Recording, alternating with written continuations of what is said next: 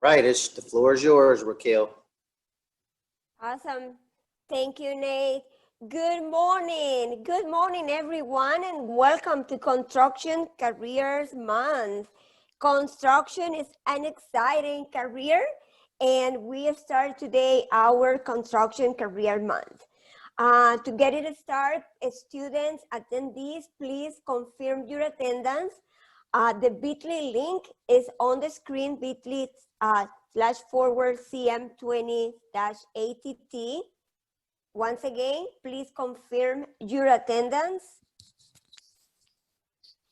PPS Career Technical Education, in partnership with the Association of General Contractors, National Association of Minority Contractors, and other local construction companies and post-secondary apprenticeships and training programs, present the first ever Virtual Careers in Construction Month. This is going to be a great opportunity for the students to learn about careers in the construction industry from local contractors, apprentices, and apprenticeships instructors. This is the general schedule for the month. It is posted in the PPS College and Career Readiness website. But today, right after the kickoff event, we will have the company profile and site visit with Raymore Construction and EC Electric at 10 o'clock. A little bit of a virtual housekeeping. Student, please make sure that you have recorded your attendance once again. And just for your information, this session will be recorded and the recording will be used for educational purpose only. Please mute yourself and turn your camera off if you haven't done so yet. And use the Q&A function, chat function, to type and post your questions and the messages to the presenter. And make sure that you ask questions. This opportunity is for you to ask questions. And we're gonna present a video right now about careers in construction. Yes, so I guess before we do the video, I would like to introduce myself for all the students tuning in for today. Thank you for participating. Thank you to PPS for hosting this event, and ultimately thank the students who are showing interest in what we have coined the Careers in Construction Month. It's no doubt that folks know that the construction industry is a very viable opportunity for a lot of people in our communities. You know, you can look around the city and see so many things happening, from homelessness to unemployment. And we want to make sure the youth in our communities, especially people of color, are looking and becoming more aware around the construction career opportunities that we have. My name, for the record, is Nate McCoy. I'm the Executive Director of the National Association of Minority Contractors, our Oregon chapter. This is an organization that represents over 70 Black, Indigenous, Latino, and other communities of color contractors. And we just wanted to give you guys the opportunity, and gals the opportunity, to share in our world of seeing what we do day in and day out. And so before I get started, I just wanted to give you a quick glimpse of who I am and what I bring to the table. I'm somebody who's from Portland, Oregon, like many that might be tuning in today. And I wanted to be an architect, you know, and as I look across the landscape, we don't see many architects of color in our state. To be specific, around just Black people, we have 5 architects that represent our whole state. And my pathway to construction and into the design fields was not the easiest. You know, there was not a lot of pathway through my school, Park Rose High School, but we found opportunities in my senior year. And I wanted to hone in on architecture, and I went, like many kids, to that career counselor at my school, and she educated me that not a lot of people of Black descent were architects, and she was right. But the problem is that she allowed me to feel that I just could not see myself, or that I should be cautious about getting into an industry that was not represented by people of color. And so for me, having a Black family that was very strong, we made sure that I continued my career path and my career trajectory to getting into architecture school. I ended up getting a full ride to University of Oregon's architecture program and have slowly found my way into that industry and now into construction. And I think what it took was a lot of awareness and those that, you know, didn't even look like me to show me that if you can be it and if you can see it, you can become it. And I think we just want to make sure we highlight people in our industries that really want to help be a sponsor, a mentor, and a coach, if you will. So without further ado, I want to just give a couple of quick highlights before we play the video, as Raquel said, about construction. Just to name a few things, just to kick us off and get us going for this great opportunity to make more aware and knowledgeable of the career path. In construction, on average, people coming out of what they call an apprenticeship program, which is usually about a 5-year track, and you're paid while you're learning. So there's the whole earn while you learn model that I love about construction. You're not going to get in debt like you may in college, and certainly those going to college, you know, by all means, stay on that path. But for those who just don't see college as a real opportunity, you know, you should look at construction as an career path. Starting out, on average, people make about $58,000 to $60,000 a year straight out of the apprenticeship programs. And then just to name it, there's multiple entries. There's over 100 trades to choose from when you are very interested in maybe getting into a construction career path and advancement. And there is plenty of benefits and plenty of things that help you create more revenue and funds and money in your bank account as you start a family and want to buy trucks and other things that, you know, really start to be the sweet spot for those who have made it, if you will.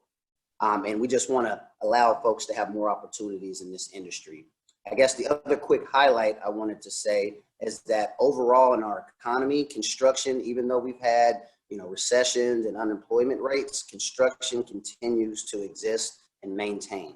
And I think that is a great opportunity, not only for working in companies, but at some point advancing and starting your own company. And right now I can tell you in this pandemic, I can see trucks at people's houses almost daily doing renovations, doing landscaping, doing everything because a lot more people are at home. And so what I want to do is highlight for you one of our really seasoned contractors at Raymore Construction, Black-owned business. They've allowed us an entry into looking at their sites and some of the projects that they're working on. So I want to play this video, allow students to take a chance at really understanding what the dynamics look like in construction and hear it from people of color firsthand. So want to play this exciting video that highlights one of our organizations and also some of the workforce that is a part of that organization. So bear with me. I am going to cue up the video and then we will have Q&A after the video.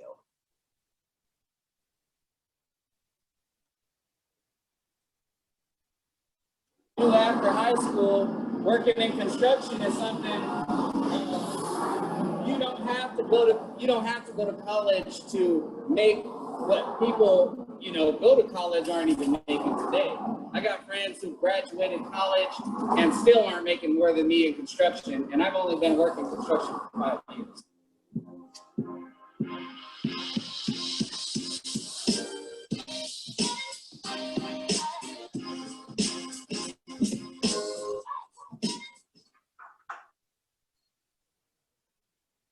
So I want to thank you for joining us today. I want to especially thank Raymore Construction, and in particular you, Webb Nolan, for taking the time out of your busy day to help support this Careers in Construction Month with PPS High School students. I apologize all. I was not supposed to play the video just yet. We are going to play the video at 10 a.m. I apologize for that. I'm getting a little anxious on this call today, so apologize. We are actually going to play the video at 11. I was just too excited to get you guys going this morning. Apologize. I've been put on notice that we are not supposed to show the video yet. So what I wanted to do is really circle back to today's event.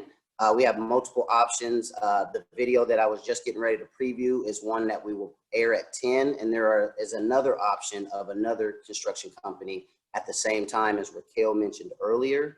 What I really wanted to, I guess, also invite folks to think about is, the pathway. There are options in the pre-apprenticeship, which is for those who are not sure about construction but want to get an introduction to it.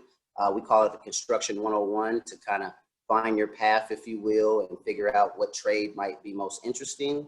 And then we also have the apprenticeship programs, which are those already on the track and those who are pretty much earning while they learn in the field, on the job sites. And then you advance and get your journeyman or journeywoman card, and that means you're free to get a job anywhere in the industry. I want to pause there for a minute, and I want to allow Raquel to come back on, or Lisa, to air, I guess, a video that we want to narrate with you before we do our Raymore video at 10 a.m. Thank you, Nate. That's totally fine.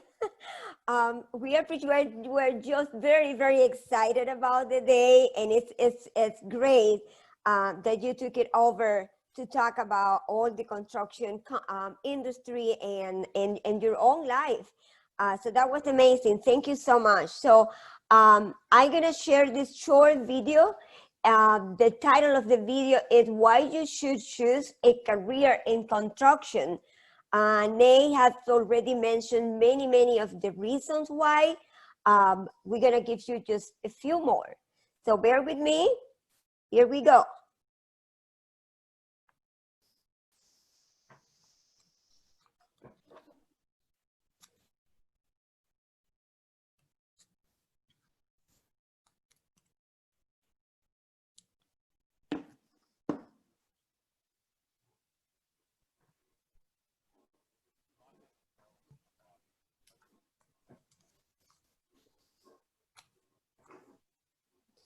Hold on, looks like you cannot hear the video, right? No, I can't. Okay, that's fine. Let me do the magic right here.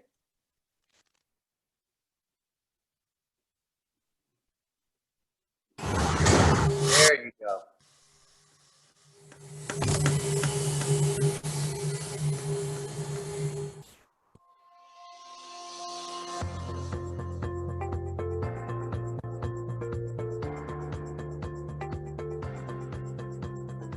If I had to tell somebody, if I had to give them some advice about whether or not to get into construction, the first thing I tell them is not to take it lightly. It's gonna be really hard work, especially at first, because you have to kind of earn your way up. You start from the bottom and you work your way to the top. But if you're willing to persevere through all that, and it's gonna be tough through a lot of the early years, but if you're willing to try to make a career out of it, it will be worth it in the end. Construction is rewarding. It is high paying. I think a lot of people look down upon it, but I make more than probably 75% of my graduating class. And I didn't go to college. You are blessed by working with your hands, and no one can take that away from you. That's the number one thing. You're able to actually build something and have pride in something to say, hey, I helped build that unit. It takes work, and it takes a certain type of mindset. But there's always money to be made in the construction field. There's always knowledge to be gained from any craft. It's something that you work hard on, and not everyone can do it. So when you do get it, it's yours to have. And it completes you as a person when you achieve goals that you set for yourself. In the end, I think it's totally worth it. I think it shows you that a hard day's work goes a long ways. And like I said before, you get to step back and see what you've done at the end of the day, and you feel like you've earned your paycheck every Friday.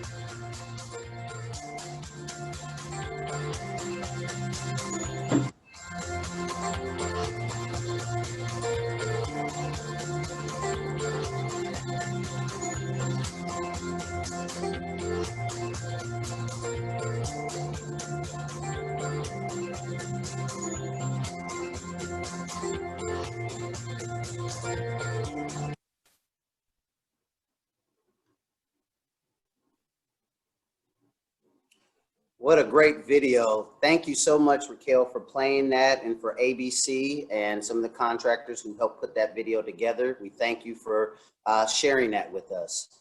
Real quick, because I blushed over it, I wanted to circle back. Folks might see the sign behind me, NAMAC, and maybe not understand the organization. I wanted to just make sure before we introduce Webb Moreland that people know that NAMAC Oregon and NAMAC nationally was created during the 1969 Civil Rights Movement in Oakland, California. And this was a call out to all Black and brown contractors to try to take control of their own destiny during social unrest. And certainly we're seeing how that's transformed into 2020 with a lot of social unrest across the US. And so NAMAC has always been an advocacy organization, not too indifferent than your urban leagues and your NAACPs. Our focus has been about economic development and making sure that people prosper and get high paying jobs and can live in any part of the city that they so choose to.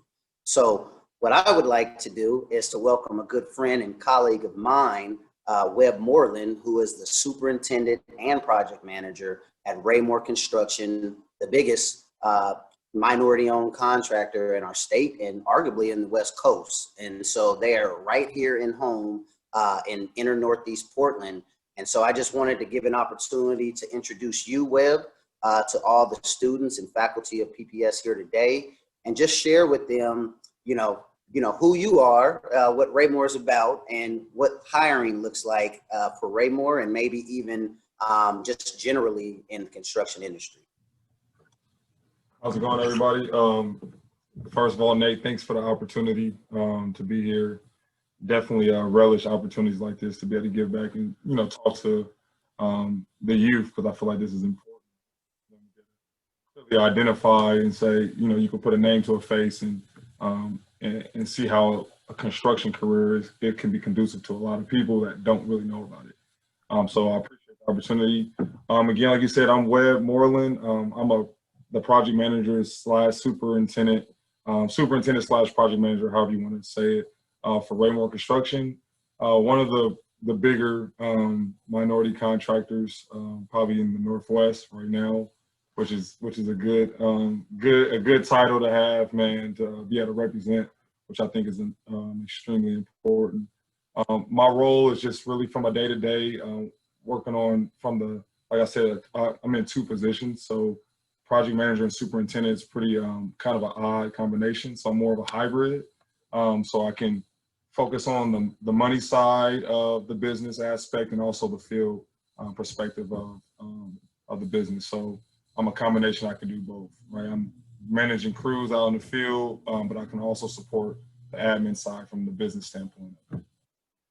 So that's pretty much my position. Raymore, small, it was a small contractor, family-oriented contractor that, our morals and values are just like a lot of the small family businesses that just kind of grew organically to be to where we're at today. And we stick with those principles. We focus on a lot of civil, so concrete, underground, asphalt, structural steel, pretty much every aspect of construction. That's why we're considered a general contractor, which we generally can do any who we are. What was the other thing you asked me, Nate? Just hiring at Raymore, like what does that look like? And then certainly introduce your colleagues, right? Because there's not enough women in construction, as you both know. So certainly, let us know about hiring and who asked that. We're probably running about a 4.5 social distancing right now. We probably could be about 6, but we were about 4.5. To the left of me is, I'll let her introduce herself, but it's Ashley Henry, and I can let her introduce herself and give you a little bit of her, and then I'll come back about the hiring. Good morning, everybody. And Nate, thank you for letting us be here again. My name is Ashley Henry, and I've been with Raymore now for about 6 years. I started in high school, I didn't have a regular background like that. So I went to school for business, marketing and advertising. And I kind of got organically, like Webb said, met the family and came into construction on the administrative side. So a little bit different than coming in on the field side. And in the past 2 years, I've kind of transitioned out into the field more as a project manager with Raymore. And it's really been a great opportunity as a female, because I was never something that I would have imagined that I was going to be getting into. But it's definitely the growth and everything is really exciting. So I'll let Webb go back to the hiring, because I think we're going to touch more on the other parts later.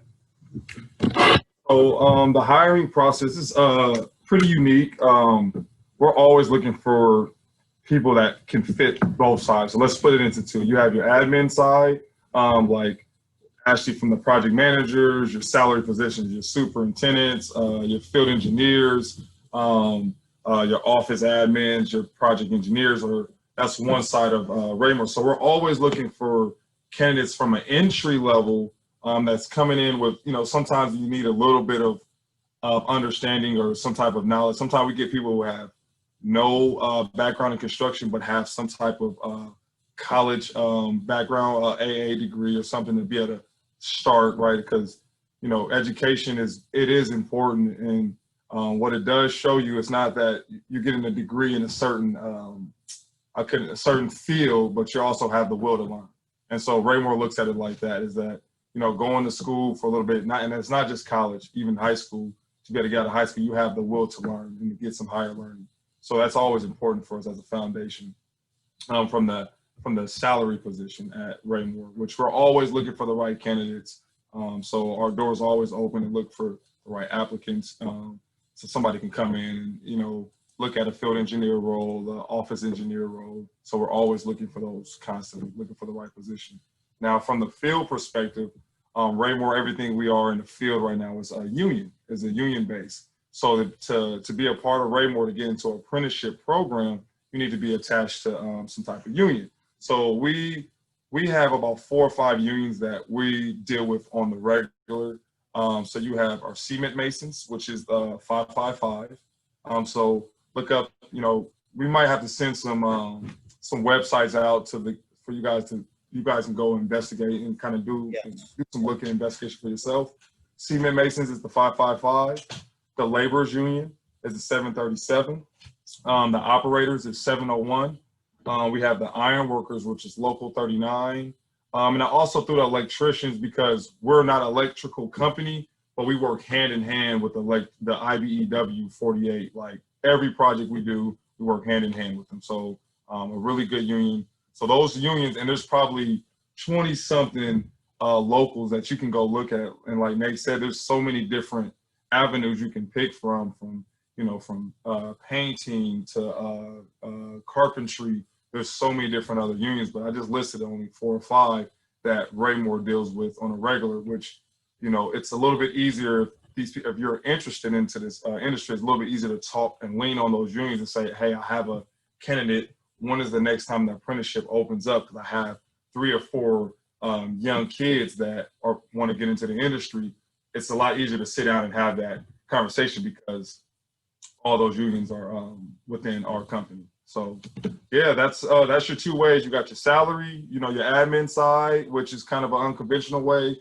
Like I said, a little education, but if somebody's just, sharp and they got the will to learn, you can come in through that way. Or if you want to start in the field, which I suggest everybody to get some field experience, is to go through the apprenticeship, and kind of see, because it gives you the training and the tools you need, and it's something that you can always, it transfers to anything you do in life. So I love people that has a little bit of field experience, get an apprenticeship, and it might be 2 or 3 years at that, and say, hey, I feel like I can go into this position within a company. I have no problem sitting down having that conversation. So those are the 2 ways you can come work for Raymore. We always looking. I'm recruiting all the time. So those are the 2 ways. Absolutely. Thank you, Webb. And, we'll come back after the video and dive in a little deeper, because one of the questions I have for you is representation, both internally at Raymore, like what the demographics look like, how many people employed, and then certainly what you see in the way of some of those trades, where we could do a better job and maybe where we're doing a great job. But before we jump into that, I want to turn the floor back over to Lisa to kind of orient us on the 2 different breakout groups to air the videos and kind of dive in a little deeper on today's activities. So Lisa, without further ado, the floor is yours.